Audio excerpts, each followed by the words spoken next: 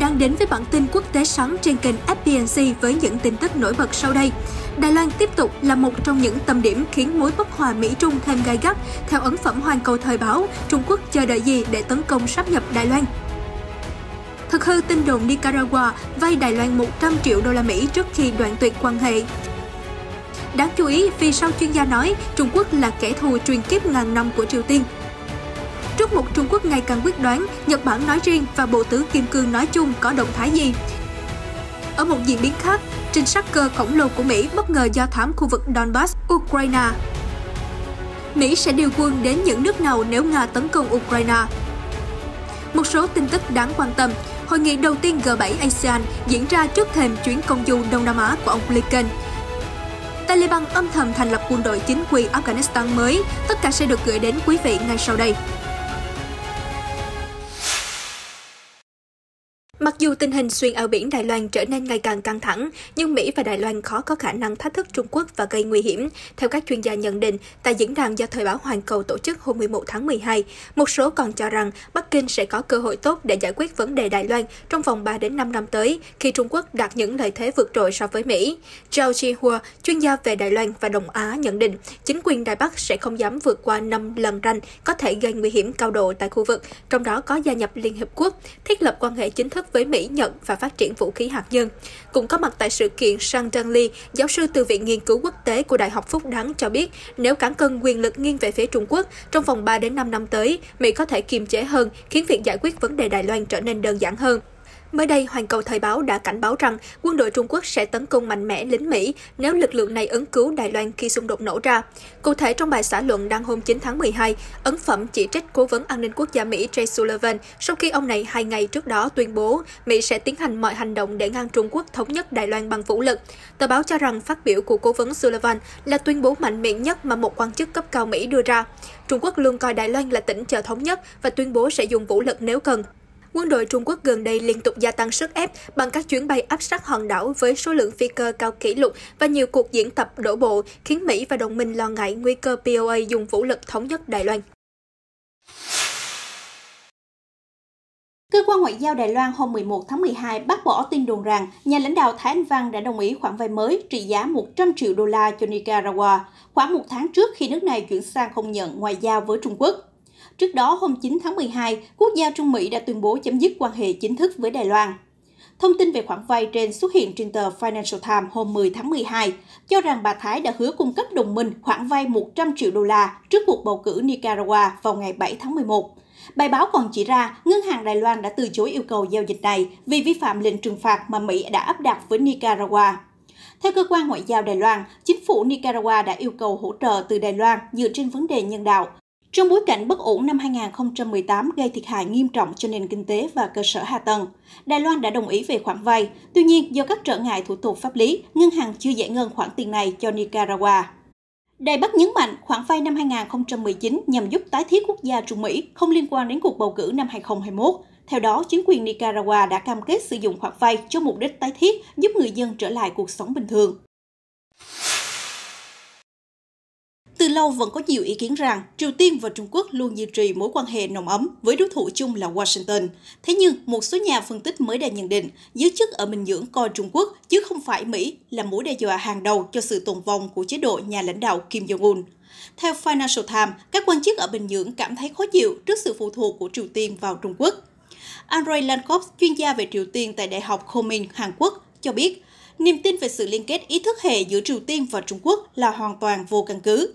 Bất kỳ nhân viên tình báo Triều Tiên đều sẽ nói Trung Quốc là mối đe dọa an ninh lớn nhất bởi vì khả năng họ có thể gây rối từ bên trong Triều Tiên. Cũng theo Financial Times, mối ác cảm của hai láng giềng bắt nguồn từ việc Trung Quốc can thiệp chiến tranh Triều Tiên. Bình Nhưỡng lo sợ về khả năng Bắc Kinh có thể đem quân tiến vào Triều Tiên một lần nữa. Yun Sun, giám đốc chương trình Trung Quốc tại trung tâm Sisson ở Washington cho biết, người Triều Tiên có câu Nhật Bản là kẻ thù 100 năm, nhưng Trung Quốc là kẻ thù truyền kiếp 1000 năm. Quan hệ Trung Triều vẫn căng thẳng trong suốt giai đoạn chiến tranh lạnh khi Bình Nhưỡng lợi dụng mâu thuẫn giữa Trung Quốc và Liên Xô. Vào năm 1992, Triều Tiên tức giận khi Trung Quốc bình thường hóa quan hệ với Hàn Quốc mà không tìm kiếm sự công nhận của Mỹ với Triều Tiên. Người Trung Quốc đã chơi khăm Bình Nhưỡng trong tích tắc, ông John Delury, giáo sư nghiên cứu về Trung Quốc tại Đại học Yonsei, Hàn Quốc cho biết. Đối với Triều Tiên, mở cửa nền kinh tế với Trung Quốc đồng nghĩa với trao chìa khóa vào vương quốc. Nếu lo sợ chiến tranh nổ ra, bạn sẽ cảnh giác Mỹ, còn nếu lo viễn cảnh lật đổ hoặc đảo chính, bạn sẽ phải cảnh giác Trung Quốc nhiều hơn, chuyên gia Deluri nói thêm. Sau chiến tranh Triều Tiên năm 1953, cố lãnh đạo Kim Nhật Thành đã thanh trừng bất kỳ ai có quan hệ mật thiết với Trung Quốc.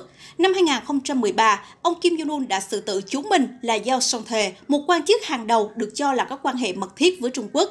Tiếp theo là vụ ám sát ngoạn mục năm 2017, giết chết người anh cùng cha khác mẹ của ông Kim, Kim Jong-nam, người đang sống dưới sự bảo vệ của Trung Quốc. Năm 2017, khi ông Kim thử nghiệm một tên lửa đạn đạo xuyên lục địa có khả năng tấn công lãnh thổ Mỹ, Trung Quốc đã có động thái chưa từng có là thỏa thuận áp đặt các biện pháp trừng phạt của Liên Hợp Quốc với Bình Nhưỡng. Các lệnh trừng phạt vẫn duy trì, trong khi các lệnh cấm vận đã khiến nền kinh tế Triều Tiên sụp đổ, buộc nước này phụ thuộc nhiều hơn vào Trung Quốc. Theo giới phân tích, Bắc Kinh muốn giữ Triều Tiên như vùng đệm giữa Trung Quốc và hàng chục ngàn binh sĩ Mỹ đồn trú tại Hàn Quốc. Điều này có nghĩa họ sẽ tiếp tục chia cành ô liu cung cấp cho ông Kim, nhưng sẽ không hơn không kém gì một sự cứu cánh. Hôm 11 tháng 12, phiên họp đầu tiên của Hội nghị Ngoại trưởng nhóm G7 gồm Hoa Kỳ, Nhật Bản, Đức, Anh, Pháp và Ý đã khai mạc tại thành phố Liverpool của Anh, tập trung vào giải quyết các vấn đề liên quan đến Trung Quốc, Nga và các khu vực khác. Tại cuộc gặp, Ngoại trưởng Nhật Bản Yoshimasa Hayashi cho biết nước này dự định thúc giục Trung Quốc hành động có trách nhiệm hơn trong các vấn đề Biển Đông, Biển Hoa Đông, Hồng Kông và Tân Cương. Ông Hayashi nhấn mạnh, Tokyo phản đối những nỗ lực đơn phương của Bắc Kinh nhằm thay đổi hiện trạng ở Biển Đông và Biển Hoa Đông. Đồng thời, vấn đề nhân quyền ở Hồng Kông và khu tự trị Tân Cương cũng khiến nước này hết sức lo ngại. Trong phiên họp đầu, Bộ trưởng 7 nước cũng đã trao đổi quan điểm về việc tẩy chay ngoại giao đối với Thế vận hội mùa đông Bắc Kinh 2022. Phía Nhật cho biết chính phủ nước này sẽ đưa ra lựa chọn dựa trên lợi ích quốc gia của mình. Được biết, Úc, Ấn Độ và Hàn Quốc sẽ tham gia hội nghị trong 2 ngày. Các nước có kế hoạch chuẩn bị tài liệu thảo luận về các vấn đề an ninh, nhân quyền và biện pháp chống lại COVID-19. Vào ngày 11 tháng 12, Ngoại trưởng Nhật Bản Yoshimasa Hayashi và người đồng cấp Úc Maris Payne đã cam kết thúc đẩy hợp tác an ninh của Bộ Tứ Kim Cương Quad trước sự quyết đoán ngày càng tăng của Trung Quốc ở khu vực Ấn Độ-Thái Bình Dương. Theo Bộ Ngoại giao Nhật Bản, trong cuộc gặp hôm thứ Bảy tại Liverpool, Anh, hai nhà ngoại giao đã đồng ý nâng quan hệ đối tác chiến lược đặc biệt của hai nước lên mức cao hơn, như một phần trong nỗ lực đạt được một Ấn Độ Dương-Thái Bình Dương tự do và cởi mở. Đây là cuộc hội đàm trực tiếp đầu tiên giữa hai bộ trưởng kể từ khi ông Hayashi nhậm chức vào đầu tháng 11. Các quan chức nhấn mạnh tầm quan trọng của thỏa thuận giữa Nhật Bản, Úc và Mỹ cùng với 3 quốc đảo Thái Bình Dương để xây dựng một tuyến cáp biển mới nhằm cải thiện đường truyền Internet. Cũng trong ngày 11 tháng 12, Ngoại trưởng Hayashi và Ngoại trưởng Mỹ Antony Blinken đã thống nhất củng cố sự hợp tác liên minh hai nước nhằm đối phó môi trường an ninh nguy cấp hơn ở châu Á-Thái Bình Dương. Ông Hayashi và ông Blinken gặp mặt bên lề hội nghị Ngoại trưởng G7 ở thành phố Liverpool, nước Anh. Sau cuộc gặp, chính phủ Nhật Bản ra thông cáo nói rằng trong bối cảnh căng thẳng của môi trường an ninh khu vực, các bộ trưởng đã nhất trí củng cố năng lực ứng phó và răn đe của Liên minh Nhật Bản-Hoa Kỳ. Trước đó, Thủ tướng Fumio Kishida vào hôm thứ Hai cũng khẳng định ông dự kiến thay đổi mạnh mẽ vị thế quốc phòng của Nhật Bản, tập trung vào khả năng oanh kích căn cứ của kẻ thù nhằm đối phó với sự trỗi dậy về quân sự của Trung Quốc, cũng như với chương trình tên lửa và hạt nhân của Triều Tiên. Liên quan đến cuộc đối đầu căng thẳng giữa Mỹ-NATO với Nga xoay quanh vấn đề Ukraine, tờ Strana của Ukraine đưa tin hôm 11 tháng 12, máy bay trinh sát điện tử RC-135W Riverson của Không quân Mỹ đã thực hiện nhiệm vụ do thám vùng Donbass ở phía đông nước này, khu vực hiện do lực lượng ly khai được Nga hậu thuẫn kiểm soát. RC-135W, còn được gọi là RC-135V Riverson, là một máy bay trinh sát hạng trung 4 động cơ do hệ thống phòng thủ và tích hợp USAF của Boeing thiết kế và chế tạo cho không quân Hoa Kỳ. Nó có độ cảm biến để giám sát và nhận dạng các tín hiệu định vị địa lý trong phổ điện tử. Tốc độ tối đa của RC-135W là 870 km/h, tầm hoạt động 6.500 km, hành trình tối đa 12.000 km và bay cao tối đa 15.000 m.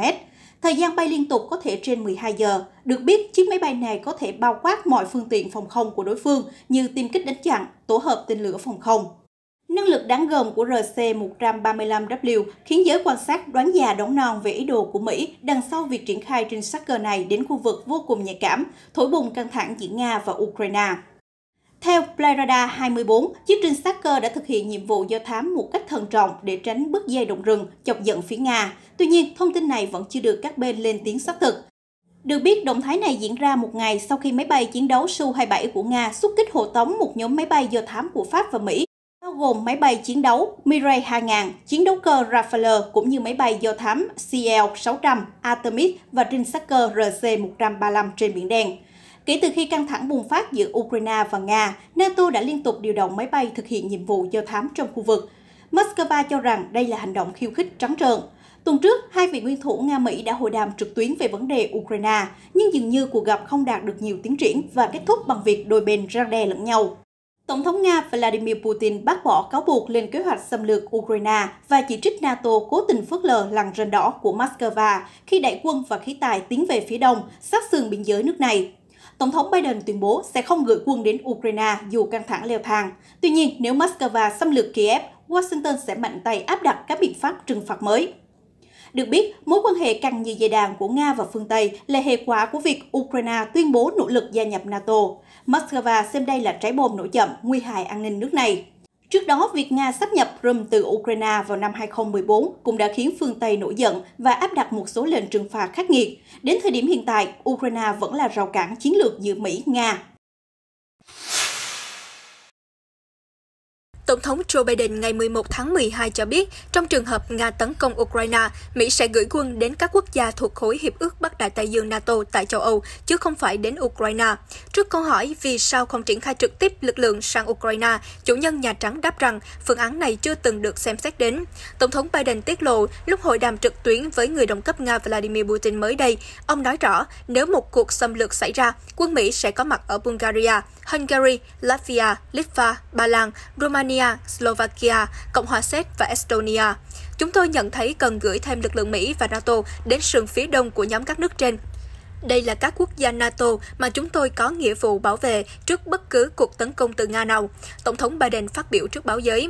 Ông còn làm rõ với Tổng thống Putin rằng Nga phải trả cái giá khủng khiếp và đối mặt hậu quả kinh tế thảm khốc nếu tấn công Ukraine. Ông Biden đã điện đàm 2 tiếng với ông Putin vào tuần trước, cảnh báo rằng vị thế của Nga trên trường quốc tế sẽ thay đổi bước ngoặt nếu ông chủ điện Kremlin ra lệnh xâm chiếm Ukraine. Căng thẳng Nga và các nước phương Tây về vấn đề Ukraine đang leo thang. Ukraine cùng Mỹ và các đồng minh nhiều tuần qua cáo buộc Nga tập trung hơn 100.000 quân dọc biên giới và lên kế hoạch tấn công Ukraine. Ngược lại, Nga mô tả cáo buộc của phương Tây là cuồng loạn và nói rằng Mỹ cùng các đồng minh đang có hành động khiêu khích, đặc biệt với các cuộc tập trận quân sự ở Biển Đen. Moscow khẳng định mọi động thái quân sự của họ ở biên giới phía Tây hoàn toàn vì mục đích phòng thủ. Anh đã tiếp đón các ngoại trưởng của Hiệp hội các quốc gia Đông Nam Á ASEAN vào Chủ nhật ngày 12 tháng 12 trong cuộc họp của Bộ trưởng nhóm G7. Cuộc gặp có sự tham dự của Ngoại trưởng Mỹ Antony Blinken và những người đồng cấp từ Pháp, Ý, Đức, Nhật Bản và Canada. Sự kiện diễn ra trong bối cảnh căng thẳng Nga-Ukraine tăng cao. Được biết, ông Blinken sắp có chuyến công du đầu tiên đến Đông Nam Á, thăm các nước Indonesia, Malaysia và Thái Lan từ ngày 13 đến ngày 16 tháng 12. Theo giới phân tích, chuyến thăm của ông Blinken đánh dấu một bước tiến đáng kể trong cam kết ngoại giao của Washington với Đông Nam Á. Trước đó, nhiều quan chức của chính quyền Tổng thống Joe Biden liên tục công du khu vực, trong đó có Phó Tổng thống Kamala Harris, Bộ trưởng Quốc phòng Lloyd Austin và Thứ trưởng Ngoại giao Wendy Sherman. Trước chuyến thăm, ông Daniel Kritenbrink, trợ lý Ngoại trưởng Mỹ phụ trách các vấn đề Đông Nam Á và Thái Bình Dương thông tin, ông Blinken sẽ theo đuổi mục tiêu của Tổng thống Biden là nâng cao cam kết với ASEAN lên mức chưa từng có, tập trung vào việc tăng cường cơ sở hạ tầng an ninh khu vực để ứng phó với tình hình ở Biển Đông. Cập nhật tình hình ở Afghanistan sau khi Taliban lên nắm quyền, tờ Nikkei Asia đưa tin, giữa lúc đối mặt với muôn vàn thách thức như mâu thuẫn nội bộ, nền kinh tế sụp đổ và an ninh đất nước bị đe dọa, chính quyền Taliban đã âm thầm xây dựng một đội quân chính quy mới cho Afghanistan. Cụ thể, các nhà lãnh đạo Taliban đã giao nhiệm vụ cho Bộ trưởng Quốc phòng Mullah Mohammad Yaqub, con trai của nhà sáng lập phong trào Taliban quá cố Mullah Mohammad Omar, và chỉ huy quân đội Qari Fasihuddin thành lập một quân đội mới. Một thủ lĩnh Taliban làm việc tại Bộ Quốc phòng Kabul nói với Nikkei Asia, Afghanistan cần một quân đội chính quy nhỏ nhưng mạnh không chỉ để bảo vệ biên giới mà còn chống lại các mối đe dọa an ninh nội bộ. Hồi tháng trước, Taliban đã đặt tên mới cho 8 quân đoàn của Afghanistan theo lịch sử Hồi giáo, bổ nhiệm các chiến binh Taliban cấp cao vào các vị trí chủ chốt và tổ chức các cuộc diễu hành quân sự với trực thăng Nga và xe bọc thép do Mỹ sản xuất ở các trung tâm đô thị lớn của đất nước, bao gồm Kandahar và Kabul.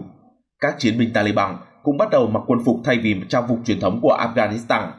Tham dự một sự kiện ở Islamabad vào tháng trước, Ngoại trưởng chính quyền Taliban Amir Khan Muttaqi khẳng định Afghanistan không cần một quân đội do nước ngoài thành lập, tức chỉ lực lượng quốc phòng và an ninh ANDSF.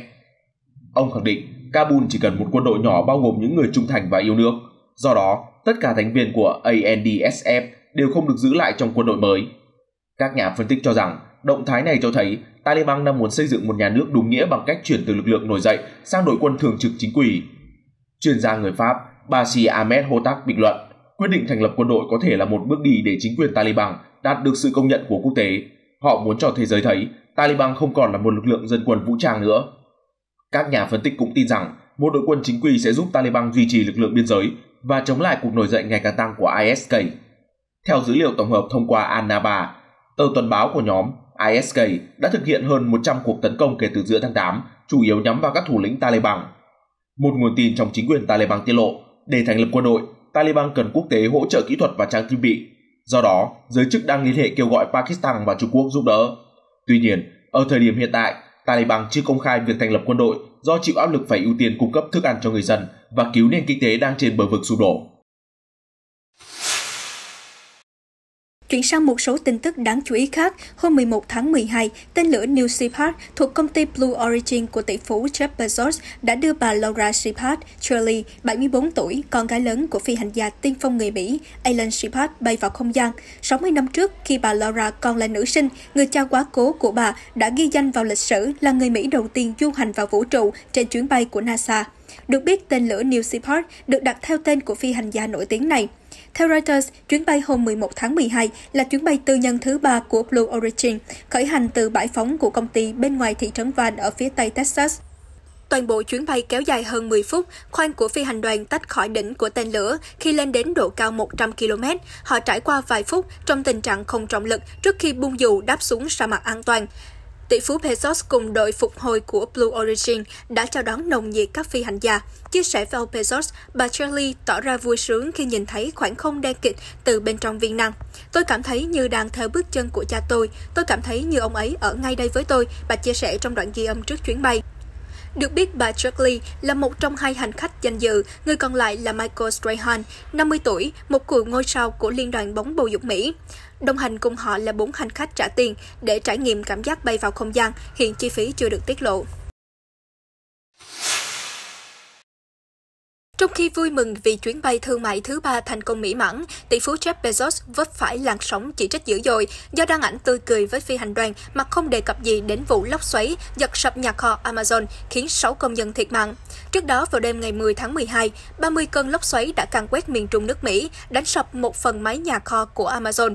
Các bức tường bê tông đã đổ sập khiến 6 công nhân thiệt mạng. Ngoài ra, có 1 công nhân bị thương và 45 người phải nhập viện. Sự việc xảy ra vào thời điểm thay ca nên phía Amazon chưa thể xác định số người có mặt trong nhà kho lúc đó.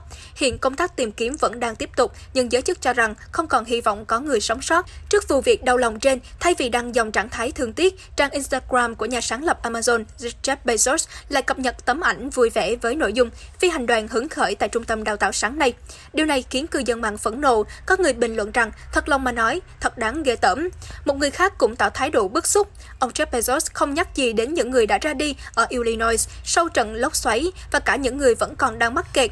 Thay vào đó, ông ta đắm chìm vào tham vọng trở thành một gã khổng lồ không gian. Đến 9 giờ tối ngày 11 tháng 12, ông Bezos mới đăng dòng tweet bày tỏ sự thương tiếc của mình trước thảm kịch với nội dung: tin tức từ Edgeworthville thật bi thảm. Chúng tôi rất đau lòng trước những mất mát vừa qua. Chúng tôi thành tâm cầu nguyện cho những người đồng đội ấy và chia buồn với gia đình của họ. Amazon luôn bên cạnh hỗ trợ và cùng những người ở Edgeworthville vượt qua cuộc khủng hoảng này. Trước đó, trong một thông cáo vào sáng ngày 11 tháng 12, phát ngôn viên Amazon Richard George cho biết đây là một thảm kịch tàn khốc đối với gia đình Amazon và trọng tâm của chúng tôi bây giờ là hỗ trợ nhân viên và đối tác của mình. Lo ngại về sự sụt giảm số lượng của loài khỉ sư tử vàng tamarin vốn đang bị đe dọa tuyệt chủng, các nhà bảo tồn ở bang Rio de Janeiro đã xây một cây cầu bắc qua đường cao tốc, giúp bầy khỉ di chuyển qua một khu rừng rộng lớn hơn. Được biết, rừng Atlantic thuộc bang Rio de Janeiro là nơi duy nhất trên thế giới loài khỉ sư tử vàng tamarin vẫn còn tồn tại trong tự nhiên.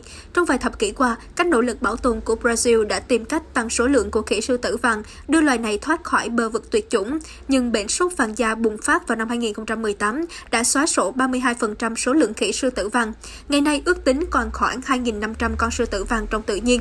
Các nhà bảo tồn đặc biệt lo sợ cho một đàn khỉ sư tử vàng bị cô lập do đường cao tốc. Theo Reuters, cây cầu được xây dựng vào năm ngoái. Trên cầu người ta trồng cây, bụi cỏ và thực vật với hy vọng tạo ra một hành lang tự nhiên hấp dẫn các loài linh trưởng này. Thảm thực vật được trồng vẫn còn non và sẽ cần thời gian mọc tốt hơn, đủ để làm thức ăn cho khỉ. Các nhóm bảo tồn ước tính rằng khỉ sư tử vàng tamarin đã mất khoảng 95% môi trường sống ban đầu ở Brazil. Đó là lý do tại sao cây cầu này rất quan trọng đối với chương trình bảo tồn loài khỉ sư tử vàng, ông Luis Paulo Marques Ferraz, giám đốc điều hành dự án cho biết.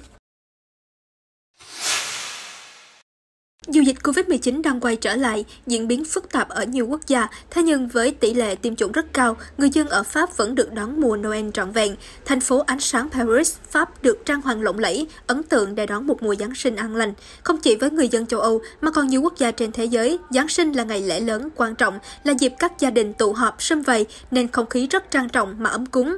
Tại Paris, những địa điểm được trang hoàng đẹp nhất dịp lễ Giáng sinh thường là các trung tâm thương mại lớn. Chính quyền và người dân Pháp hy vọng ý nghĩa của lễ Giáng sinh sẽ trở lại và đại lộ Champs-Élysées sẽ trở lại phong độ của những năm trước đại dịch. Tin tức vừa rồi cũng đã kết thúc bản tin quốc tế sáng hôm nay. Cảm ơn sự quan tâm của quý vị. Hãy đăng ký kênh để cập nhật những diễn biến mới nhất trong các bản tin tiếp theo của FBNC. Xin chào và hẹn gặp lại!